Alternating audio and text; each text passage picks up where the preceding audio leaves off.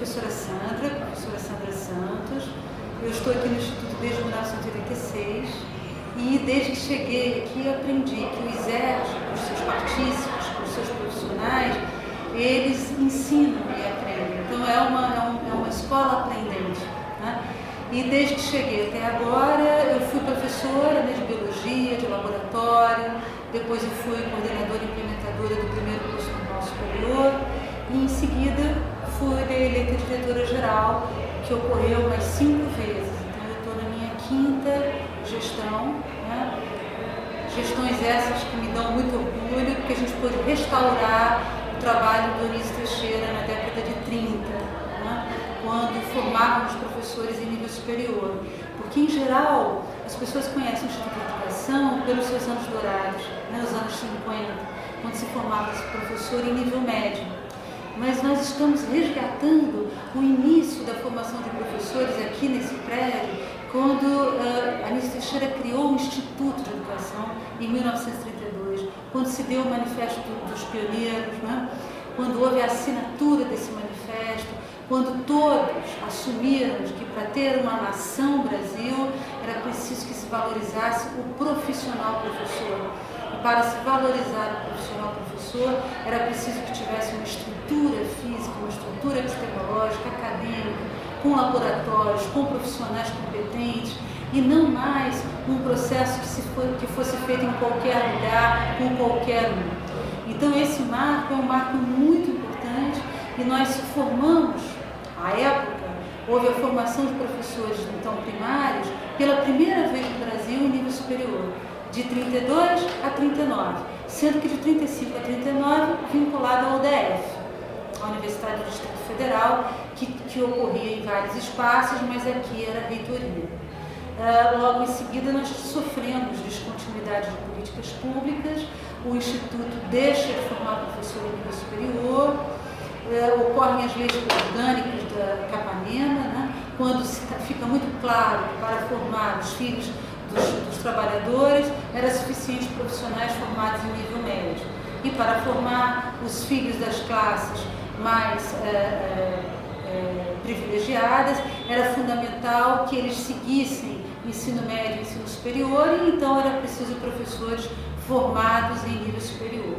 De lá para cá, apesar de termos formado com excelência, com brilhantismo em nível médio os professores, essa descontinuidade implicou sempre em salários diferenciados, implicou sempre em carreiras diferenciadas. O professor que trabalha com os miúdos ganhando menos, o professor que trabalha com o jovem ganhando mais ou menos, o professor que trabalha com o ensino superior e a pós-graduação ganhando mais. Mas ainda assim, todas essas divisões, ainda os profissionais que se formam em nível similar ganham mais, outros profissionais. Então, até hoje, nós lutamos para que o professor tenha carreira, tenha respeito junto às demais profissões, visto que ela é a profissão mãe, né? A gênese de todas as profissões passa pela profissão professor. E nesse andar, nesse memorial meu, do ISERJ, do nosso coletivo, dos professores, dos alunos, o que a gente percebe, na realidade, é que para que a gente tenha futuro, é preciso respeitar o passado. Então o Varrini diz muito isso, né? Que são as raízes do futuro. E é por isso que a gente tem um trabalho muito sério de valorizar a memória da educação brasileira, a memória do ISERJ como uma instituição fundante da educação brasileira.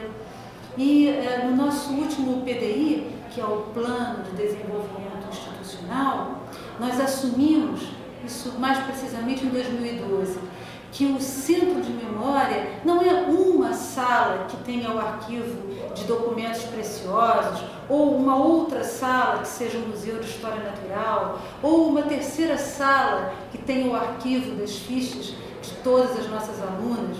Nós assumimos que todo o ISERJ, todo o seu campus de 38 km², todo ele é um centro de memória da educação brasileira. Porque tendemos, em geral, a achar que podemos capturar um ou outro objeto mais precioso e encarcerá-lo numa sala, mas na realidade não. A gente aprende ao longo do tempo que a memória não pode ser encarcerada, ela tem que estar espalhada por todo o campus do ISERJ e junto com as crianças, e junto com os adultos, junto com os jovens, junto com as professoras em nível superior da pedagogia, junto com os miudinhos da pré-escola, porque a memória, ela de fato só vai se perdurar se for de todos nós. Então não é um ou outro que é o dono da memória, não existem um homem ou uma mulher, não é a diretora ou a coordenadora de um espaço de memória que são donos da memória. A memória tem que ser partilhada, e quanto mais irradiada, e quanto mais divulgada com crianças, jovens e adultos, mais o ISERJ extrapola seus próprios muros. O ISERJ é de todos nós, é da memória carioca, fluminense, brasileira. Então, isso é o eixo fundante do centro de memória, né? Do ISERJ como centro de referência da memória da educação brasileira. Eu me formei em biologia, né? Para ser geneticista, trabalhar com a genética de fungos. Mas quando fui fazer a licenciatura, a monitoria na disciplina Evolução, eu comecei a trabalhar o cruzamento de mosquinhas drosófilas com os alunos, né? E aí eu fui me encantando pela transposição didática de conhecimentos científicos em conhecimentos mais palatáveis para o cotidiano escolar. E fui aos pouquinhos abandonando o bacharelado e assumindo a licenciatura, assumindo o magistério por opção. E desde então, né, eu busquei conhecer melhor o magistério e as outras profissões que vivenciam o cotidiano da escola. Fui fazer administração escolar, né, para poder entender a escola como um todo, e daí fui prosseguindo. Fiz o mestrado em educação ambiental, fiz doutorado em cotidiano escolar, e tudo isso foi me amalgamando como profissional do ISERJ que investigava o seu próprio espaço de atuação. Então, a pesquisa como praxis, a pesquisa investigativa, a pesquisação, sempre foram metodologias que eu assumi dentro do espaço em que eu trabalhava. E tudo isso me potencializou para um dia achar que poderia liderar processos, chamar as pessoas, né? Então, eu me candidatei pela primeira vez em 2007, haviam outros 3 candidatos, né? 3 professores, e para surpresa minha eu ganhei aquela eleição, né? E então, desde então eu tenho vivido o desafio da gestão democrática. Na minha primeira gestão, a gente assumiu a gestão democrática, implantando uma discussão sobre o nosso regimento, e todos nós juntos discutindo de qual era o regimento que queríamos, a devida atenção que uma instituição de ensino superior, segundo o artigo 56 da LDB, prevê, tem que ter conselho acadêmico deliberativo.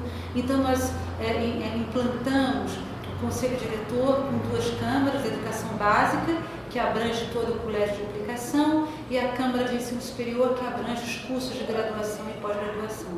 E desde então, essa foi a primeira grande contribuição, implantamos a gestão democrática. Há 8 anos que trabalhamos com reuniões semanais de gestão, conselho deliberativo, gestão democrática e participativa, onde nós temos 4 alunos de superior, 3 alunos de educação básica, 2 pais da educação dos miúdos até 12 anos incompletos. Então, esse foi uma grande contribuição, né? Porque quando todos nós nos sentamos em torno de uma imensa mesa para discutirmos as nossas possibilidades e as nossas dificuldades, a gente busca consensos mínimos, ainda que tenhamos muitos momentos tensos, né? Então, a gente tem clareza que a gente vai ter momentos muito agradáveis, outros não tão agradáveis, mas garantindo o posicionamento de todos. Uma segunda grande contribuição, na minha avaliação, foi o plano diretor, que não é o plano da diretora, é um plano feito por arquitetos, no nosso caso foi feito pelo IBAM, Instituto Brasileiro de Administração Municipal, que pontua para esses nossos 38 mil metros quadrados o que pode ser construído, o que tem que ser derrubado, que patologias arquitetônicas esse espaço apresenta. Então, tudo isso foi muito importante para nós. Desse plano diretor, o que nós conseguimos? Conseguimos a reintegração de duas escolas especiais, que já deveriam estar conosco, estavam com a SEDUC. Conseguimos 4 projetos arquitetônicos de restauro já feitos e aprovados pelos órgãos de tombamento, que é o INEPAC e o SUBPC. E quais projetos são esses? O projeto do novo prédio em anexo, o projeto de restauro do teatro, o projeto de restauro do ginásio desportivo e o projeto de restauro de toda a nossa cobertura de telhados. Por que esses projetos são importantes? Porque, para além da guarda e do cuidado dos documentos, a gente precisa restaurar o espaço como um todo, que passa por projeto paisagístico, restauro predial, o projeto de prevenção ao incêndio, o restauro da piscina que acabamos de fazer. Isso é valorizar a memória. Então, valorizar a memória vai muito além do senso comum de que é apenas preservar registros escritos ou registros fotográficos. É também lutar para que o espaço não se perca e para que o bem imaterial, que é formar professores junto com crianças, jovens e adultos no colégio de aplicação, não seja retirado daqui. Restaurar o prédio, tirar os professores e os alunos é fácil, mas restaurar o prédio com todos nós aqui dentro, com todos nós reconhecendo essa importância, esse é o grande desafio. E por isso que nós precisamos do prédio anexo, para a parte dos alunos estar no prédio novo, para que a parte dos alimentos, da cozinha, que atende de 1.200 e 1.500 refeições, porque nós somos 4.000 alunos e 680 funcionários, né, possa se dar no prédio novo. E então o nosso teatro possa não ter mais aquela construção patológica que hoje tem agregada na sua parte posterior. E ele possa, então, atuar na gestão cultural, não só da escola, mas também do município e do estado. Existem outras questões importantes, né? Uma delas é o laboratório de multimídias, que vem tentando trabalhar através da rádio, do jornal e da TV, em linha de cooperação com a sala de referência de memória, coordenada hoje pela professora Marlúcia, a valorização dos objetos junto às crianças, junto aos jovens, junto aos adultos, porque, por vezes, o professor preocupado em atender as diretrizes curriculares do ensino médio, da educação profissional, dos anos iniciais e dos anos finais, acaba possivelmente, isso não necessariamente acontece, mas pode ocorrer um descuido com a história do próprio exército. Então, interfacear a formação do Instituto em 32, com aquele movimento getulista à época, interfacear os anos dourados, com um momento em que se acreditava que tudo ia melhorar no Brasil, interfacear os anos de chumbo com a ditadura, interfacear os novos anos do século XXI com o resgate do início do século XX, que é formar todos os professores em nível superior para que todos tenham o mesmo vencimento básico. Porque não importa se o professor trabalha com miúdo ou com graúdo, né? o adulto, né? O importante é que todos possam ser mestres e doutores sem ter que largar a opção do seu magistério. Que ele possa ganhar bem como mestre e doutor sem ter que deixar a creche. Que ele possa ganhar bem como mestre e doutor sem ter que largar a EJA. Então, esses foram avanços que nós estamos construindo, né? E que são processuais, mas ainda falta muito a fazer, né? Muito a fazer. Sobretudo, condições objetivas para as nossas salas de referência, arquivos modernos, formas de digitalizar modernos, não é? Então, ainda tem muito caminho, mas o que mais nos faz feliz é que nós temos profissionais muito qualificados aqui no ISERJ, né? Então, eu citei a professora Marlúcia, poderia citar o professor Calazans, poderia citar muitos outros profissionais, não é? Mas o que eu quero dizer a vocês é que nós temos um corpo de professores, mestres e doutores que não desistiram da integração entre educação básica e superior a favor da memória da educação brasileira. Há várias formas de se formar o professor hoje no estado do Rio de Janeiro. Se forma através do curso mínimo, que é o normal médio, se forma através das pedagogias universitárias, e também se forma através de pedagogias à distância e também através das pedagogias de caráter profissional da FATEC. Formar o professor com foco no caráter profissional não quer dizer que a gente forme de forma menos importante ou pior, né? Ou menos acadêmica, mas o nosso foco é a transposição didática dos conhecimentos científicos em conhecimentos escolares. Trata-se, portanto, do professor se apaixonar pela escola e não deixar a escola. Lutar para que a sua carreira, para que a sua formação, para que o seu salário seja de acordo com a sua formação e que ele possa permanecer no locus escolar. Hoje em dia, um professor, para ganhar um pouco melhor, tem que deixar a escola e ir para a universidade ou a faculdade. E muitas vezes ele faz essa opção pela necessidade do salário e não pelo desejo de trabalhar o magistério nesse setor. Então, o que a gente vem achando bastante fundamental é a experiência da pedagogia do ISERJ com foco no caráter profissional, no estar junto com a criança. Aqui o professor de pedagogia está no mesmo espaço político, acadêmico, físico da criança, do jovem e do adulto. Então ele tem que vivenciar crianças e jovens e adultos do primeiro semestre presencial até o 8º presencial. Mas vamos combinar que é muito difícil, porque nós temos mais de 30%, ou talvez até 50%, se eu não me atualizei nos dados, de cursos de pedagogia à distância. E isso é algo muito grave para nós, porque é impossível formar sem ser pelo exemplo. O exemplo, o olhar, o corpo, a corporeidade, a ludicidade, a cientificidade de crianças, jovens e adultos e profissionais todos juntos. Não, mas para isso eu preciso que a gente tenha políticas de afirmação do licenciando no curso, né? Bolsas de iniciação à docência, um programa de alimentação, a questão do transporte, a bolsa para o aluno que entrou por cota, né? A bolsa dos cotistas.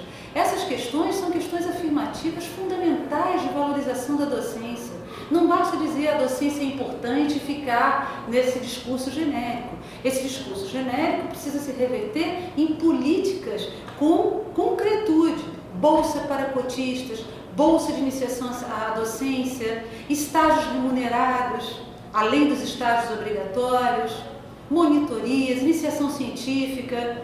É isso que tem que estar pleno num espaço em que considera a profissão professor. E aí a profissão professor, ela não é algo de segunda categoria. Eu vou chamar o Antônio Nova, que fala com muita propriedade o que é ser o profissional da educação, e esse não é só o professor, tem outros. E vou chamar a Anísio Teixeira, que dizia, né, que o professor ele tem que ser como um bom médico, tem acesso ao conhecimento científico, mas tem que saber aplicar esse conhecimento científico de forma a que o seu aluno saiba entender isso. Né? Então eu não posso de nenhuma forma chegar numa sala de aula e reproduzir uma folha do Junqueira e Carneiro que fala sobre citologia. Eu preciso encantar o meu aluno para entender a célula através do microscópio óptico, fazendo com que ele perceba a célula vegetal, a célula animal. Então é essa transposição didática que a gente vem falando, que o curso de pedagogia, o curso de licenciatura não pode perder de vista. Esse instituto ele iniciou a sua história em 2 escolas do Colégio Imperial Pedro II. Mas depois ele foi transferido, né, para outros espaços. Né? E por esses espaços onde ele foi passando, ele era sempre convidado a se retirar. Né? Acho que passamos por uns 3, o último foi a Escola Pedro Varela, também passamos por Rivadavia Correia, né? E no Pedro Varela, quando estávamos no Pedro Varela, houve um firme propósito entre 26 e 30, quando o instrutor, que a rigor era o secretário de Educação à época, Fernando de Azevedo, assumiu a construção de um prédio, né, que tivesse a dignidade, ou que simbolizasse, ou que revelasse, expressasse a importância da profissão professor. Lembrar que isso começou a ser conversado lá na semana de 22 da arte moderna. Vamos vivenciar a nossa própria arte, vamos valorizar o nosso próprio profissional. Então, em 26, começa-se, vamos fazer um espaço a favor do profissional professor. E houve uma licitação pública, Bruno e Cortez ganharam essa licitação, fizeram um belíssimo projeto arquitetônico e começaram a construção. Então, de 26 a 30 se deu a construção. Em 30, a construção estava dada, né? E houve, então, a transferência. E aí é o que nós temos, em parte por documento e em parte por relatos orais, em que houve uma tensão entre os cavalos, né, entre os homens de Getúlio, se aquartelarem aqui, e os professores e alunos que estavam ali no Pedro Varela de virem para cá. Acabou que o que prevaleceu foram os professores com carteiras, livros, né, vieram para cá. Símbolo dessa tensão é o que temos, né? São a pintura das telinhas com corujas na varanda do primeiro andar e o piso da suástica no subsolo do teatro. Esses dois símbolos revelam um pouco essa tensão que se deu aí na década de 30. Mas para nós, né, o que é um recorte paradigmático é em 32, porque Anísio Teixeira, o que Fernando Azevedo propiciou em termos de condições objetivas, né? E também em pensamentos pedagógicos, que eles caminhavam muito juntos, né? Ele, Lourenço Filho, Fernando Azevedo, né? Mas Anísio Teixeira faz a proposta para que um decreto constitua o Instituto de Educação. E aí, nesse Instituto de Educação, era a formação dos professores em nível superior junto com as crianças. Então, isso para nós é uma proposta singular, maravilhosa, né? Que depois foi muito divulgada em outros momentos, né? Porque Anísio não trabalhou só aqui no Instituto, né? Ele nasceu na Bahia, esteve no Rio, depois foi para Brasília, criar a Universidade da Brasília, né? De Brasília, e é algo que as pessoas às vezes pensam, formar professores em nível superior foi algo que começou nas universidades, começou no Instituto de Educação. Depois ficou atrelado ao UDF. Então, essa memória não se pode perder, né? Então, é isso que talvez seja extremamente importante para todos aqueles que se dedicam a investigar a docência, o magistério, a formação de professores, né? Isso é para nós fundamental. A UERJ sempre foi um centro de excelência de pensar a formação de professores, né? A Unirio, a UERJ, a UF. E na minha avaliação, pelo fato de sermos espaços comuns, espaços irmãos, né? A gente tem que superar, sobretudo, alguns que tentam nos colocar em oposição. Na realidade, temos experiências pedagógicas complementares, diferentes, mas complementares. Então, rever esses centros de memória, organizar, agregar todos eles, ver pontos de interface, pontos que distanciam, é acumular conhecimentos e saberes para que os nossos filhos, alunos, né, como diria o Varrini, né, as raízes do futuro, a UERJ está contribuindo, o ISERJ está contribuindo, é o Estado do Rio de Janeiro se organizando para o magistério fluminense. Então, o ISERJ, então, ele todo, nos seus 38 mil metros quadrados, sendo um centro de memória de referência em educação brasileira, ele passa a consolidar a sua importância histórica, porque ele vai agregar documentos desde 1880 até a atualidade, em interlocução, em diálogo interinstitucional com outros centros de memória, abertos a todos aqueles que queiram estudar. E estamos agora frente a um desafio de que alguns materiais possam ser digitalizados para facilitar o acesso daqueles que estão em outros países, né? Porque por vezes a gente recebe visitas estrangeiras e por vezes não. Então que a gente possa também estar assumindo esse desafio. É de um valor muito grande, né? Tudo que nós podemos fazer coletivamente para que o presente, que daqui a alguns minutos já é passado, se torne vivo nas próximas gerações, é algo de grande valor social, acadêmico, epistemológico e, sobretudo, ético.